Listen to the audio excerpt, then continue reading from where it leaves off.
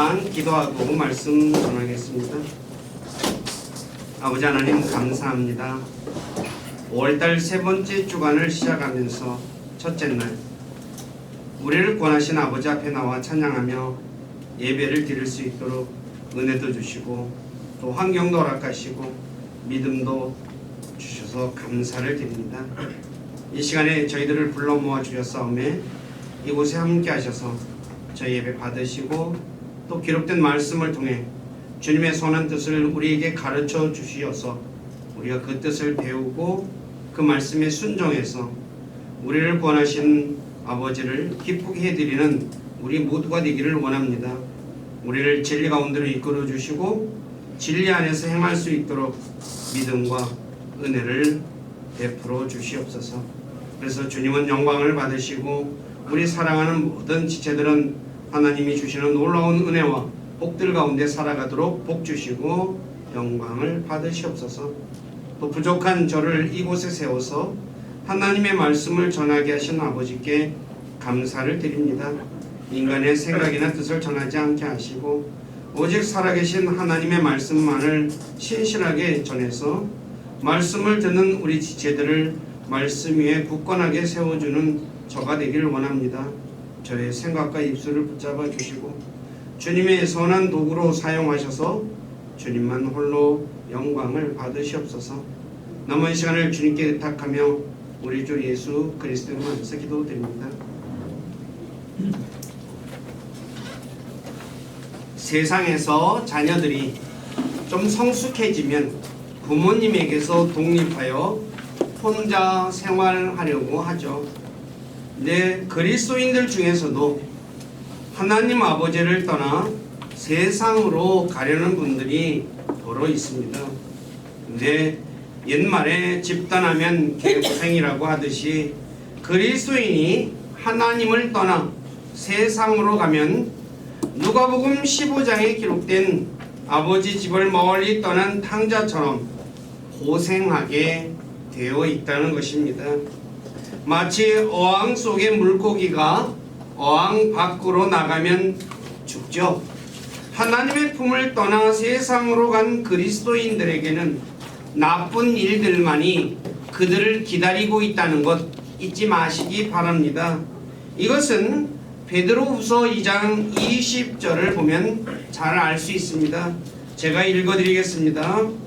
만일 그들이 주 곧 구원자 예수 그리스도를 아는 것을 통해 세상의 오염에서 벗어난 뒤에 다시 그 안에 말려들어 정복되면 마지막 끝이 처음보다 그들에게 더 나쁘니 믿었다가 다시 세상에 들어가서 세상 사람들에게 정복되어지면 끝이 더 나쁘다라고 말씀하고 있다는 거죠.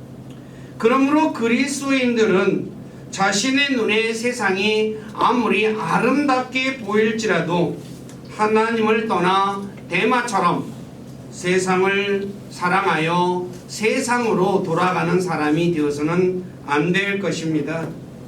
오히려 그리스도인들은 하늘의 애정을 두고 하나님께 더 가까이 가는 분들이 되어야 할 것입니다. 왜냐하면 세상의 부모님들이 자신의 자녀들이 자신에게 가까이 오는 것을 좋아하죠. 부모님은 다 자녀들이 자기에게 오는 걸 좋아합니다. 그렇지 이사야 58장 2절을 보면 하나님께서도 자신의 백성들이 즉 자신의 자녀들이 자신에게 가까이 오는 것을 즐거워하신다고 말씀하고 있습니다. 제가 한번 읽어드릴게요. 그럼에도 그들은 마치 의를 행하며 자기 하나님의 규례를 저버리지 아니한 민족과도 같이 날마다 나를 찾아서 내 길 알기를 즐거워하느니 그들이 정의의 규례를 내게 구하며 하나님께 가까이 오는 것을 즐거워하는도다. 이것을 한 시편 기록자는 시편 73편 28절에서 하나님께 가까이 가는 것이 자신에게 좋다고 말씀하고 있죠. 오늘 우리 모두는 자신이 하나님께 가까이 가는 것을 좋아하고 있습니까? 아니면 하나님을 피해 멀리 떠나려 하고 있습니까? 창세기 3장 8절에 아담과 이브가 죄를 지은 후 하나님을 피해 숨듯이 스바냐 2장 3절에 보면 이스라엘 백성들이 하나님의 음성에 순종하지 않고 하나님께서 바로잡는 것을 거절한 이스라엘 백성들은 하나님께 가까이 가지 않았다라고 말씀하고 있습니다. 오늘 저와 여러분들이 하나님께 죄를 지었을 때 하나님을 피해 숨으려고 하고 있습니까? 또 하나님의 음성이 듣기 싫고 하나님께서 자신을 바로잡는 것이 싫어 하나님께 가기를 싫어하고 있지는 않느냐, 한번 자신을 잘 생각해 보시기 바랍니다. 우리 모두는 자신이 죄를 지었을 때 아담과 이브처럼 하나님을 피해 숨으려고 하지 말고 탕자처럼 하나님께 가까이 가야 할 것입니다. 그러면 돌아온 탕자를 반갑게 맞아준 아버지처럼 하늘의 아버지께서도 자신을 반갑게 맞아주실 것입니다. 그래서 오늘은 야고보 4장 8절에 기록된 말씀처럼 하나님께 가까이 가는데 그러기 위해서 그리스도인들이 해야 할 일들과 왜 그리스도인이 하나님께 가까이 가야 하는지, 그리고 하나님께 가면 자신에게 무슨 유익이 있는지, 가면은 유익이 있어야 갈 거 아닙니까? 그 부분에 관해 말씀을 전하겠습니다. 첫째, 하나님께 가까이 가기 위해서 해야 할 일들이 있습니다. 출애굽기 19장 22절을 보면 구약의 제사장들이 하나님께 가까이 가기 위해 자신을 거룩히 구별해야 한다고 말합니다. 마치 그리스도인들도 하나님께 가까이 가기 위해서 야고보 4장 8절을 오늘 읽은 본문의 말씀처럼 자신의 손을 정결하게 해야 하며, 그리고 두 마음을 품지 말고 마음을 순결하게 해야 합니다. 그리스도인들의 손은 정결해야 합니다. 왜냐하면 주 예수 그리스도의 피로 씻김을 받았기 때문이죠. 그러니까 손을 오늘날 이 코로나19로 인해서 손 씻기를 많이 하죠. 왜 손을 씻어요? 손에 있는 균을 제거하기 위해서죠. 그런데 그리스도인들은 하나님 예수님의 피로 자신의 온 몸이 깨끗이 씻김 받았습니다. 그러므로 그 깨끗이 씻긴 손이 또 더러운 것을 만지면 안 되듯이 그리스도인들은 죄를 짓지 말아야 할 것이죠. 그러므로 하나님께 내가 가까이 가고자 한다면 자신의 행동을 정결하게 해야 한다는 것입니다. 두 번째, 그리스도인의 마음은 두 마음을 품어서는 안 됩니다. 다시 말해 단일한 한 마음이 되어야 한다는 거죠. 야고보서 1장 8절에서 두 마음을 가진 사람은 자신의 모든 길에서 안정이 없다 그러죠.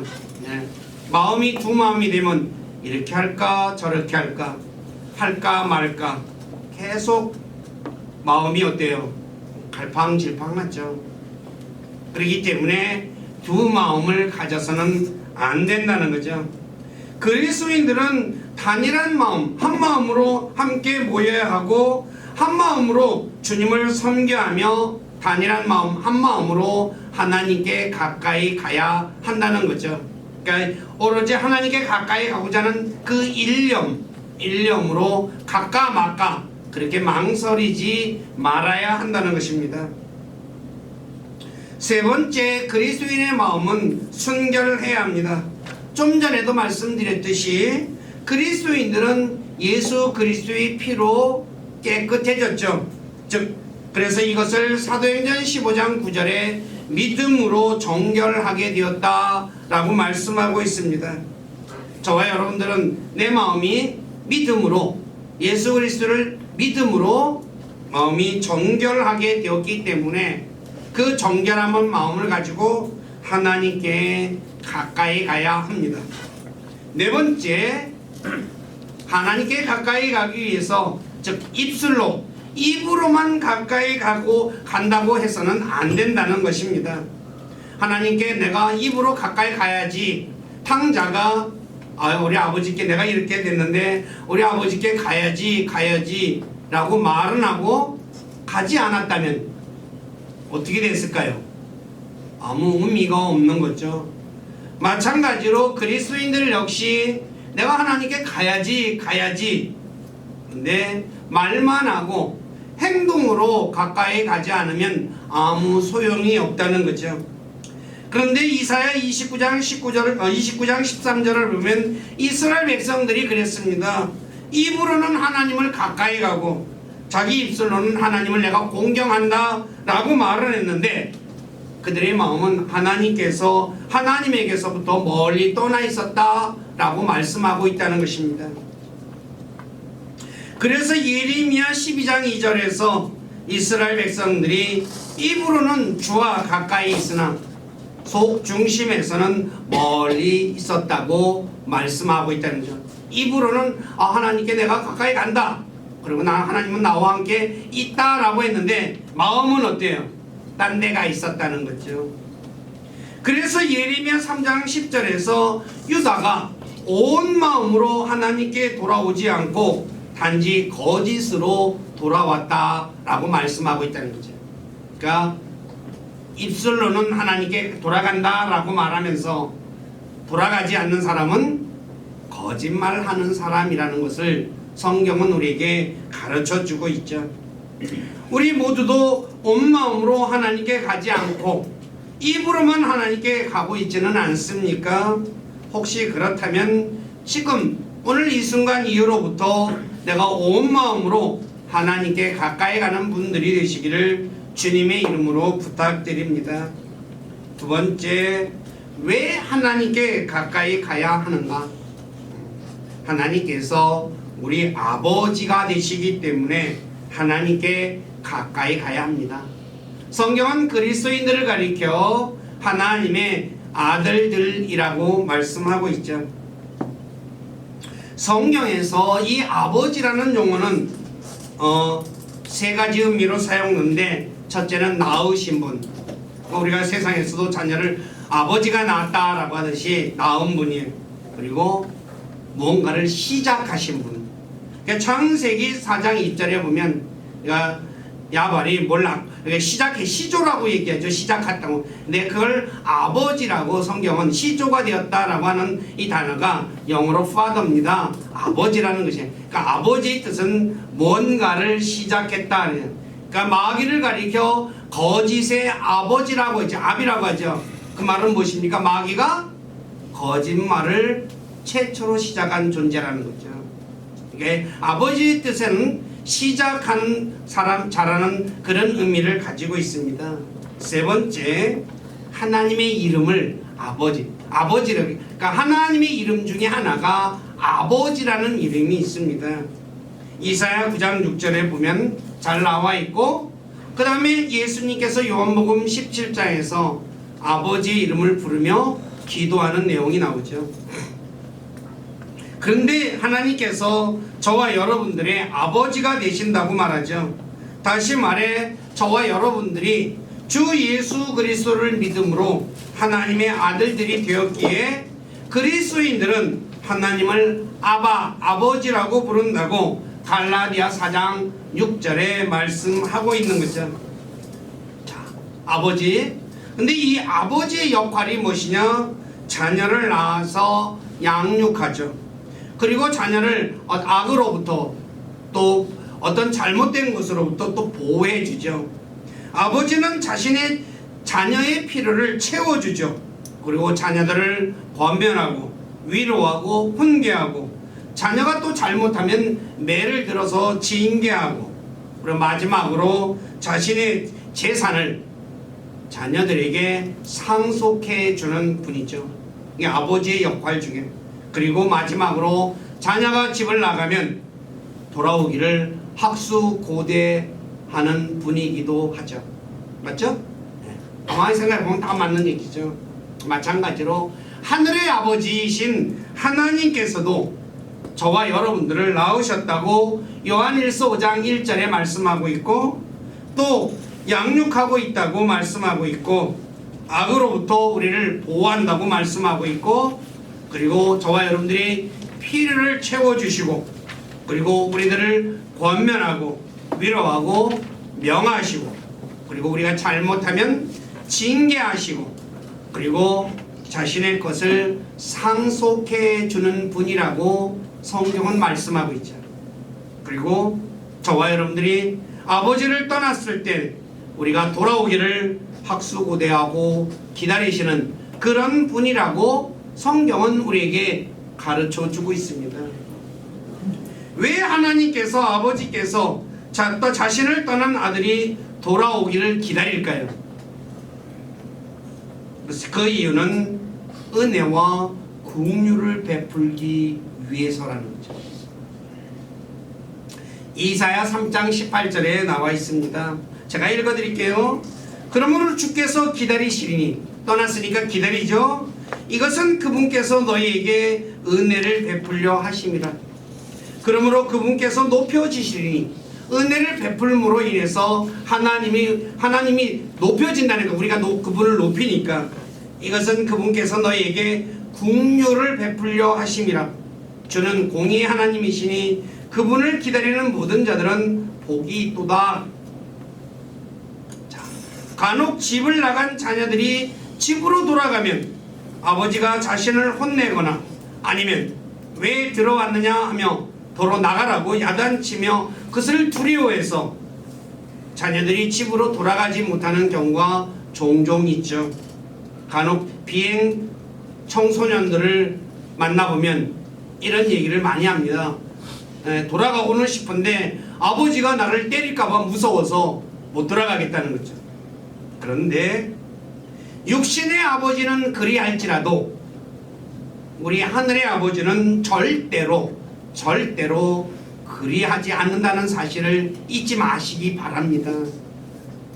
그러므로 그리스도인들 중에 자신이 하나님 아버지를 떠나 멀리 갔다 할지라도 지금 곧 하나님께 가까이 돌아가야 할 것입니다.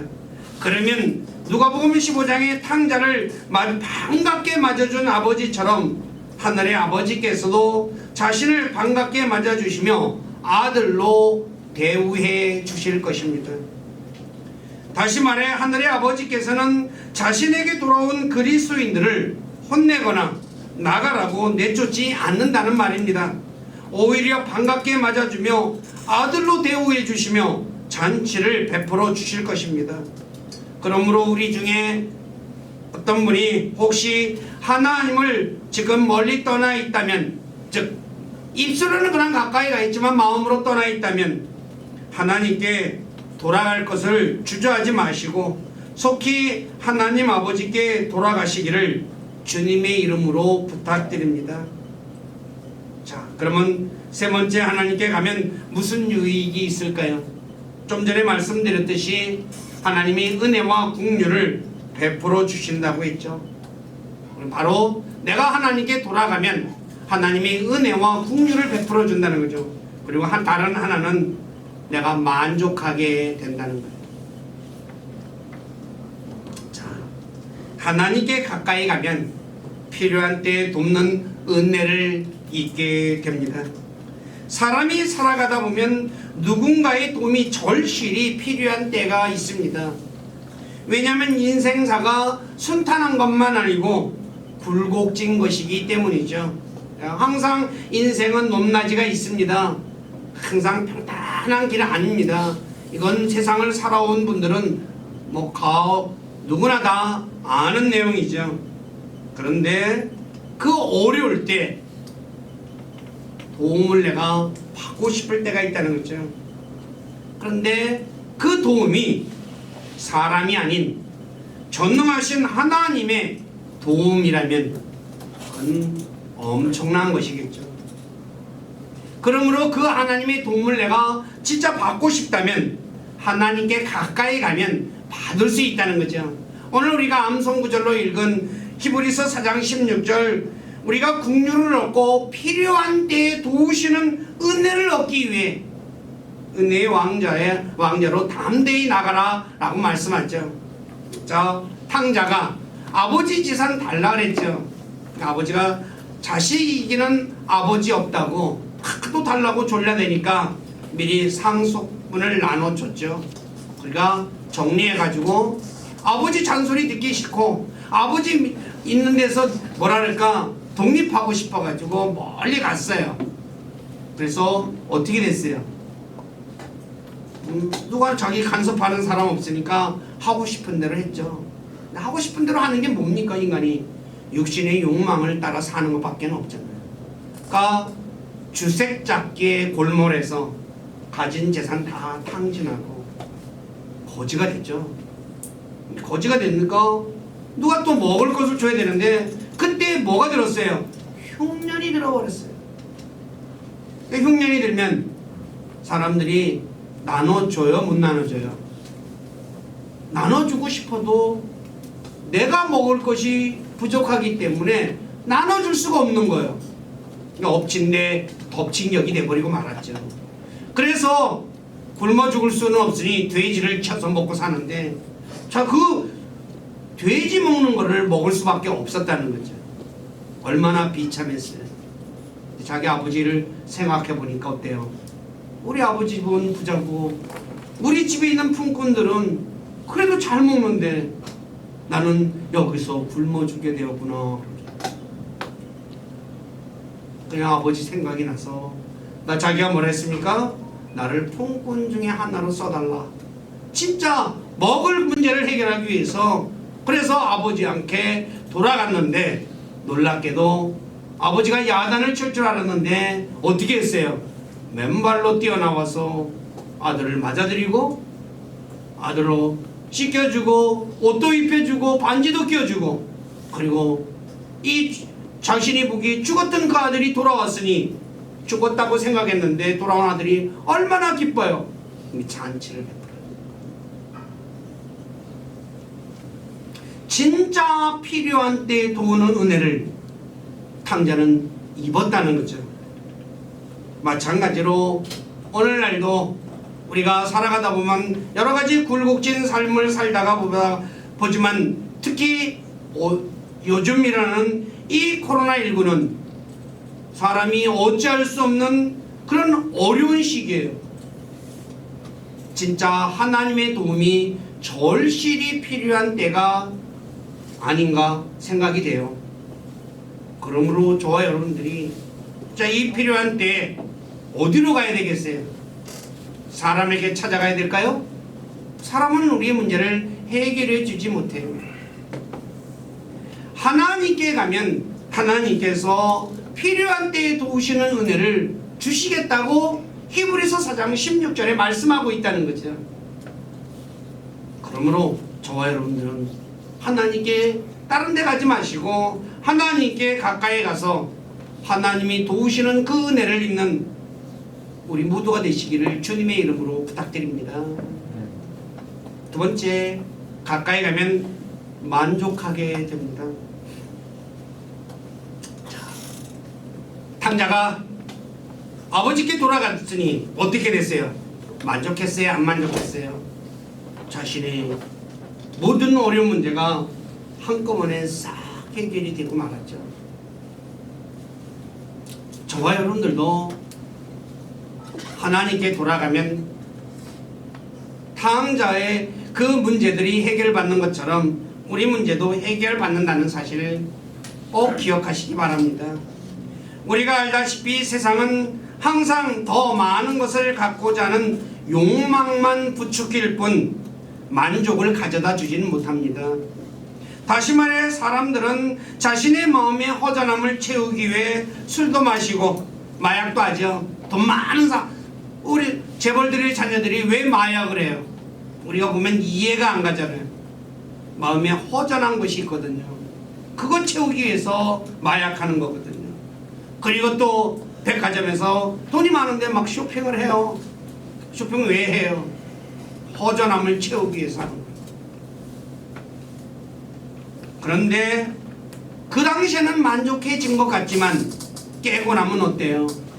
만족하지 못하고 다시 허전해지죠. 그래서 술도 마시고 또 마약도 하는 거예요.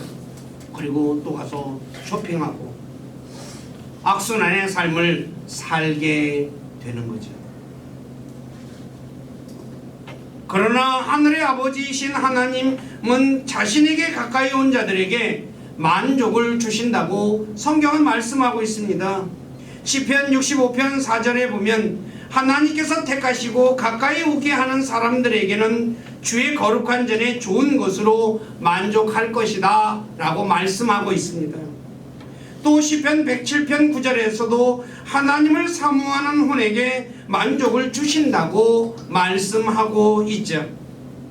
오늘 여기 계시는 분들 중에 만족하지 못해 늘 허전함 가운데 있는 분이 계십니까? 그렇다면 하나님 아버지께 가까이 가시기를 부탁드립니다. 왜냐하면 세상을 살아가면서 만족하는 사람과 만족하지 못한 사람의 차이는 너무나 크다는 것입니다. 만족한 사람의 마음은 풍성합니다. 그러나 만족하지 못한 사람은 늘 허전하죠. 마음의 한 구석이 뻥 뚫려 있다고 얘기해요. 만족하는 사람은 감사합니다. 그러나 만족하지 못한 사람은 늘 불평합니다. 투덜투덜. 만족하는 사람의 마음에는 기쁨이 있습니다. 그러나 만족하지 못한 사람의 마음은 원망만 있을 뿐이라는 거죠. 원망만 하는 거예요. 만족하는 사람의 얼굴은 평안합니다. 그러나 만족하지 못한 사람의 얼굴은 짜증으로 가득 차다는 거죠. 얼굴 보면 아는 거죠. 얼굴에 나타나니까. 만족한 사람은 배부릅니다. 만족하지 못한 사람은 늘 배고프다고 합니다. 그리고 만족한 사람의 마음은 시원합니다. 그러나 만족하지 못한 사람은 늘 갈증만을 느끼며 살아가죠. 그러므로 자신이 만족하지 못하고 마음이 허전한 분, 불평하는 분, 감사가 없고 원망과 짜증이 있다면, 배고프고 목말라 갈증을 느끼는 분이 있다면 주님께 가까이 가서 주님이 주시는 물을 마시면 갈증이 해결된다고 성경은 말씀하고 있습니다. 요한복음 7장 37절에서 38절을 한번 펴보시기 바랍니다. 요한복음 7장 37절 38절. 마지막 날 곧 명절의 그 큰 날에 예수님께서 서서 외쳐 이르시되 누구든지 목마르거든 내게로 와서 마시라. 누구든지 목마르다면 내게로 와서 마시라.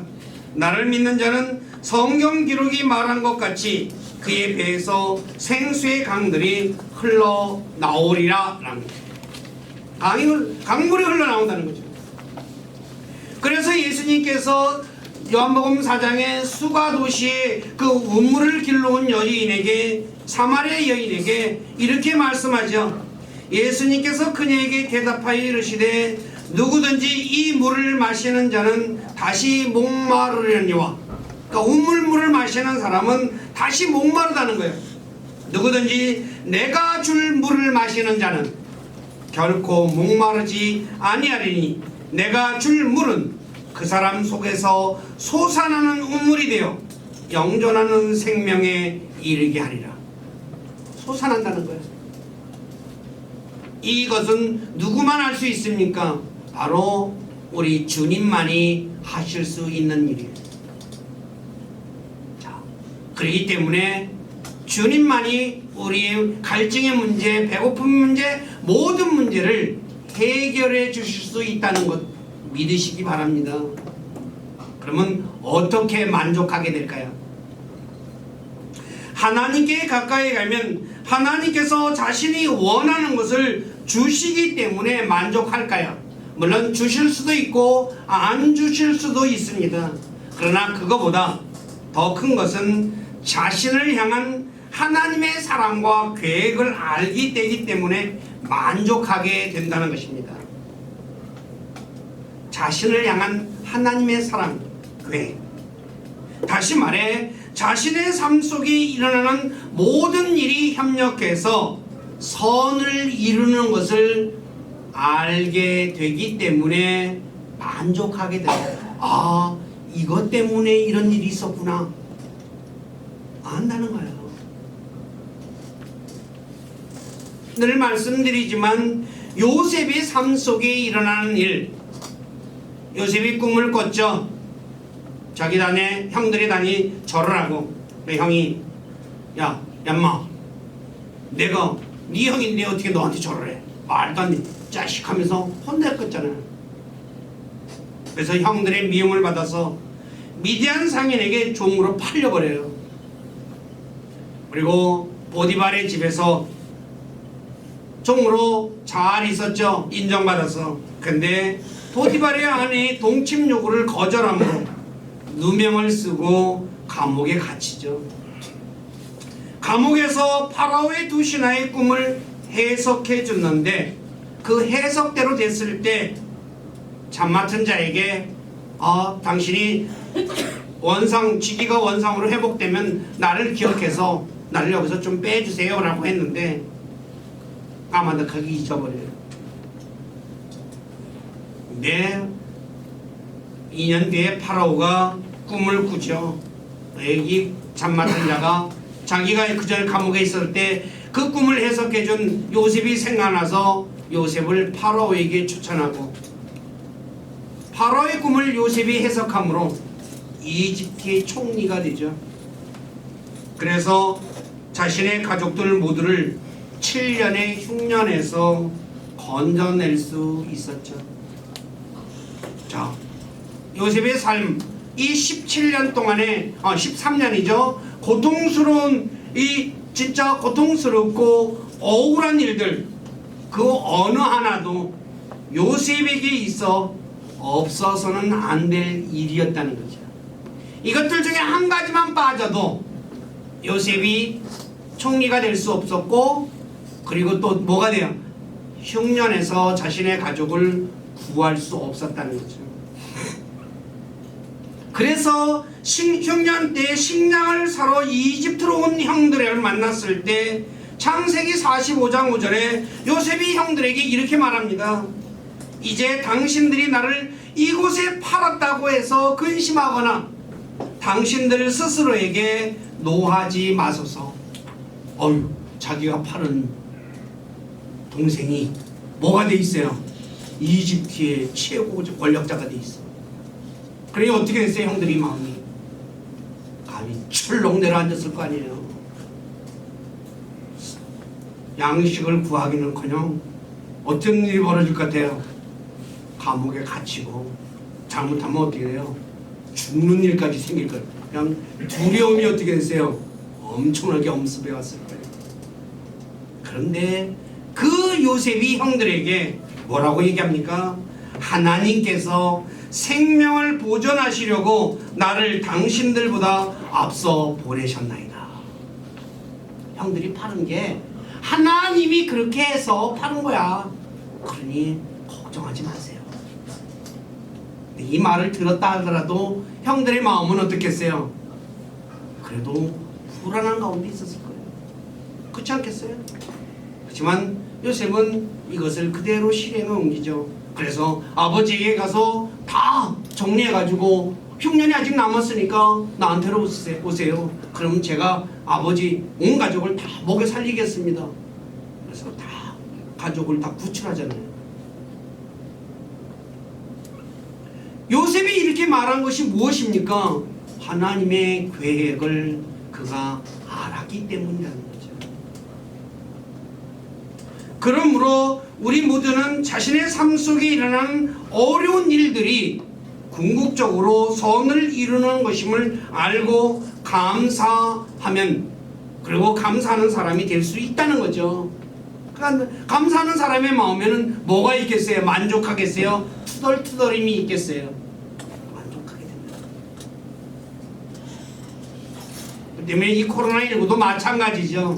현재는 어렵지만 이것을 통해서 하나님이 우리에게 각자 사람마다 다 다르죠. 환경이 처한 모든 것이 다 달라요. 그렇지만 그게는 하나님의 선한 뜻이 있다는 거 꼭 잊지 마시기 바랍니다. 그 다음에 두 번째 마지막이죠. 어떤 처지에 있든지 만족하는 법을 배우기 때문에, 그래서 만족한 삶을 살 수 있게 되기 때문에 하나님께 가면 된다는 것입니다. 빌립보서 4장 11에서 12절 한번 펴보시기 바랍니다. 사도 바울이 놀라운 고백을 하죠. 내가 궁핍함으로 말하지 아니하노라. 내가 어떤 처지에 있든지 거기에 만족하는 것을 내가 배웠노니, 어떤 처지에 있든지 만족하는 것을 배웠노니, 내가 비천하게 되는 것도 알고 풍부하게 되는 것도 알아. 어디에서나 모든 일에서 배부른 것과 배고픈 것과 풍부한 것과 궁핍당하는 것을 다 배웠노라. 그래서 바울은 어떤 처지, 배고플 때도 만족했고 배부를 때도 만족했고, 그리고 낮아질 때도 만족했고 높아질 때도 만족했고, 항상 만족하는 삶을 살았다는 거죠. 어디서 배울 수 있어요? 이거를 세상에 유명한 대학교에 가면 배울 수 있을까요? 절대로 못 배웁니다. 오직 하나님께 가야만 배울 수 있는 것이에요. 요즘 코로나19로 인해서 잘 되시는 분들도 있지만 대부분의 사람들이 어려운 가운데 있죠. 그러면 이분들이 하나님께 가까이 가면 어떻게 만족하는 법을 배울 수 있을까요? 다름 아니라 답은 사람이 빵으로 사는 것이 아니라 하나님의 입에서 나오는 말씀으로 산다는 것을 배우기 때문에 만족하게 된다는 것입니다. 자, 저와 여러분들이 평탄해요. 열심히 내가 직장 다녀서 돈 벌어서 먹고 살아요. 그런 사람은 하나님의 입에서 나오는 말씀으로 산다는 거 배울 수 있을까요? 못 배울까요? 못 배워요. 왜요? 내가 직장 다녀서 다 아무 문제가 없는데 뭐. 언제 배워요? 배고플 때 배우는 거. 예수님이 40일을 금식하신 후에 마귀가 뭐라고 얘기합니까? 이 돌을 가지고 빵을 만들어서 먹으라 그랬잖아요. 근데 예수님이 마귀에게 사람이 빵으로 사는 것이 아니라 하나님의 입에서 나오는 말씀으로 산다는 것을 말하죠. 오늘 저와 여러분들이 이 어려운 가운데서 이거를 배우게 되면 얼마나 큰 만족을 얻는지 그건 경험해 본 사람만이 알 수 있는 것입니다. 다시 말해서 하나님께서 자신을 가난하게 하신 것, 오늘날 교회가 잘못된 것 중에 하나가 늘 제가 많이 얘기드리죠. 예수 잘 믿으면 부자 된다. 새빨간 거짓말입니다. 성경에 그런 말 없습니다. 성경은 부자가 복이 있다고 말하지 않습니다. 누가 복이 있다고요? 가난한 자가 복이 있다. 하나님이 자신을 가난하게 한 것은 이 가난을 통해서 믿음을 부유하게 만들어서 자신의 것을 상속받게 하기 위해서 가난하게 만든다는 거예요. 제가 야고보서 2장 5절에 설교할 때 이 부분에 관해서 자세히 설교를 드렸어요. 그러니까 내가 코로나든 뭐든 간에 내 자신이 가난하게 되는 것은 하나님이 자신의 것을 상속해 받게 하기 위해서 가난하게 만들었다는 것. 하나님 그 것을 상속받는 사람은 믿음이 있어야 받거든요. 믿음이 없는 자는 절대로 못 받아요. 이스라엘 백성들이 가나안 땅을 왜 못 상속받았어요? 믿음이 없어서라고 히브리서에 말씀하고 있잖아요.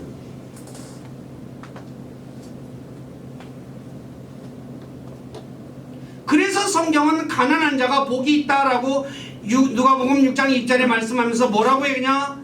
하나님의 왕국이 너희 것이기 때문이라 그래요. 하나님의 왕국이 가난한 자의 것이에요. 근데 왜 가난한 자의 것이에요? 가난을 통해서 믿음을 부유하게 만드는 기회를 얻기 때문이에요. 그러나 자신을 가난하게 하신 하나님의 놀라운 계획을 모르는 사람은 자신을 가난하게 만드신 하나님을 향해서 불평과 원망을 쏟아내는 거예요. 왜 하나님 나 이렇게 만들었어요? 맨날 눈물 짜는 거야. 콧물 짜고. 하나님 저 부자 되게 해줘야지. 좀 사람들 앞에 떳떳하게 내 체면도 있고. 그러면 하나님 체면도 있을 거 아닙니까? 누구 생각이에요? 자기 생각이에요. 하나님 생각 아닙니다.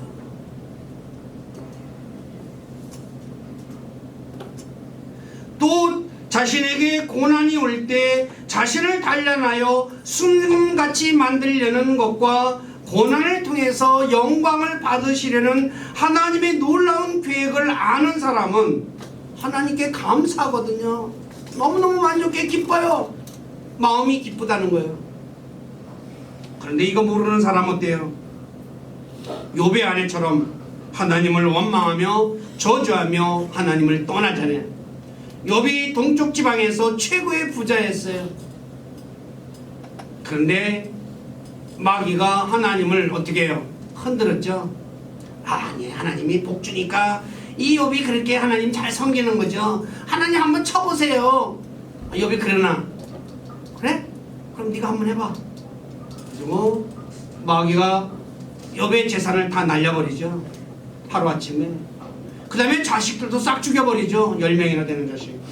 그래가 안 되니까. 그래도 욥이 하나님을 원망하지 않으니까 아 하나님 욥을 갖다가 한번 쳐보세요. 그래? 한번 해봐라. 그 대신 생명은 건들지 말라 그러죠.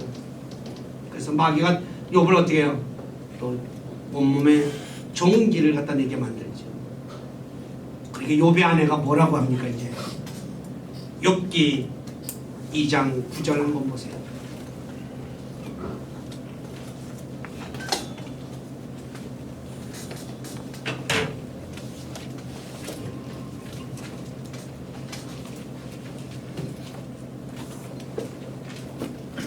자, 이에 그의 아내가 그에게 이르되 당신이 아직도 당신의 순전함을 지키느냐?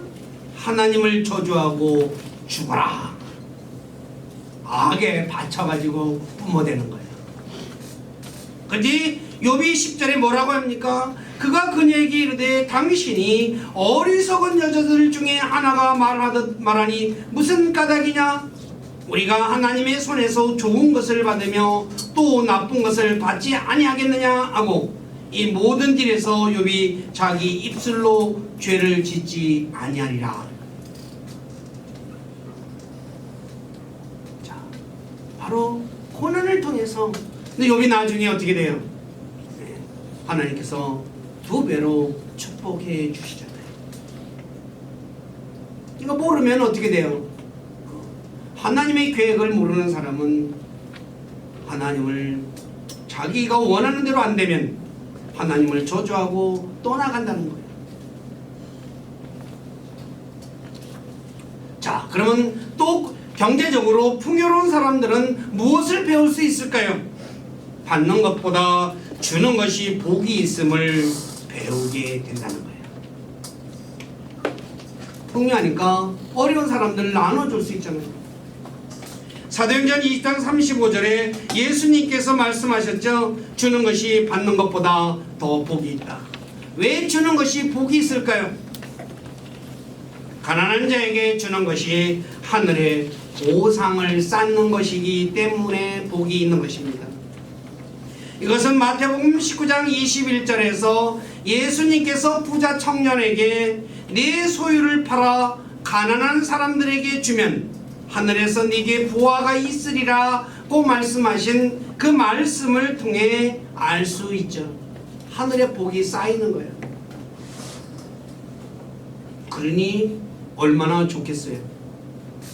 오늘날 또 세상에서도 저축하시는 분들 한 푼 한 푼 쌓이는 거 통장에 보면서 어때요? 흐뭇해하지 않아요? 그렇지만 바로 저와 여러분들이 그렇게 쌓이는 것이 하늘에 쌓이는 그런 놀라운 복이 있다는 거죠. 그리고 이 땅에서는 어떤 것이 있을까요? 이웃 사랑을 통해서 내가 만족하게 된다는 거죠. 이것은 연말에 이웃 돕기를 할 때 기부하는 분들이 하는 말이 무엇입니까? 자신이 도울 수 있어서 감사합니다. 도울 수 있어서 감사하다. 감사한 분들의 마음의 상태는 어때요? 원망과 불평으로 가득할까요? 아니면 만족한 마음일까요? 억지로 기부하지 않고 자발적으로 돕는 분들의 마음은 만족할 것이에요. 흐뭇해할 거예요. 바로 이런 것들을 배운다는 거예요. 언제? 이런 환경 속에서. 그리고 자신이 잘못해서 하나님의 징계를 받을 때 하나님께서 자신이 잘못한 것을 바로잡기 위한 하나님의 사랑임을 아는 사람은 감사하며 징계를 달게 받지만, 이것을 모르는 사람은 이스라엘 백성들처럼 하나님께서 자신을 미워해서 징계한다고 생각한다는 거죠. 이건 오늘날 집에 일반 가정에서도 똑같이 일어나죠. 애들이 잘못해서 야단치는데, 야단치면 뭐라 그래요?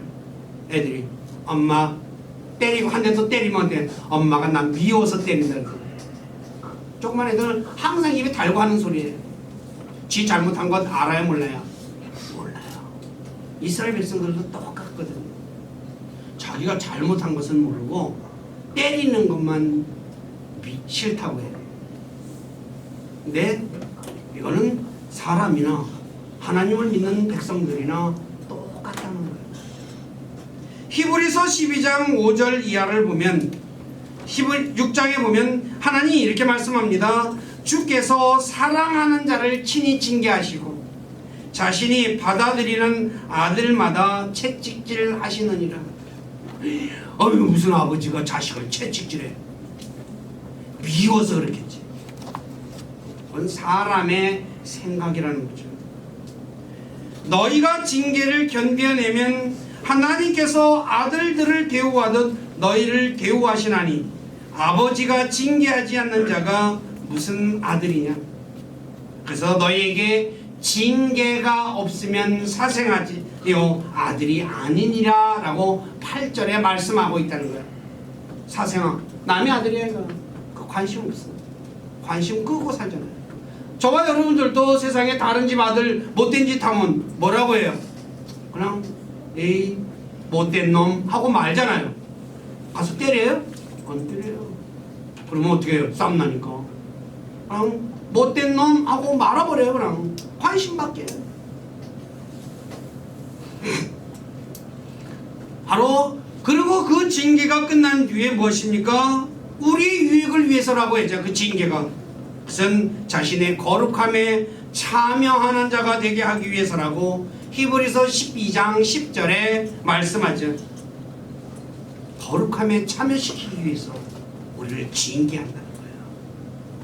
복일까요? 저주일까요? 복이죠. 그러니 감사할까요? 안 할까요? 감사하게 되죠. 마음에 기쁨이 있을까요? 슬픔이 있을까요? 기쁨이 있을 수밖에 없다는 거죠. 이거 모르면,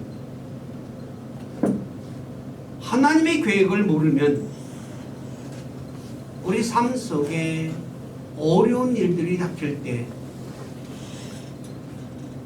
우리 입술에서는 원망과 불평밖에 안 나온다는 거예요. 근데 이거를 가르쳐 줄 수 있는 곳은 어디일까요? 하나님께 가까이 가서 하나님이 하시는 말씀을 통해서만이 이것을 배울 수 있다는 거예요. 세상에 가서는 절대로 못 배웁니다. 세상은 이런 거 가르쳐 주지도 않고 알 수도 없죠.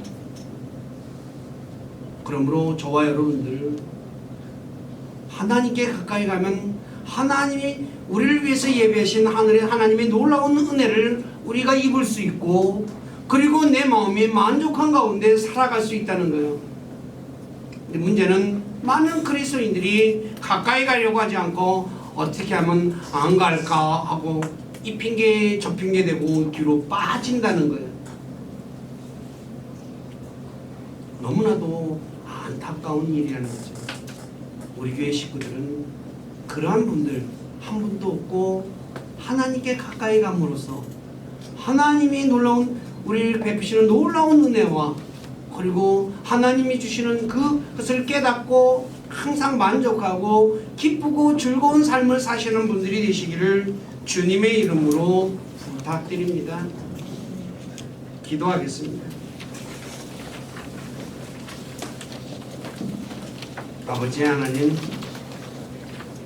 부족한 자가 왜 하나님께 우리가 가까이 가야 하는지, 그리고 하나님께 가까이 가기 위해서 우리는 어떤 자세를 취해야 되는지, 그리고 하나님께 가까이 가면 어떤 일이 우리를 기다리고 있는지에 대해서 말씀을 전했습니다.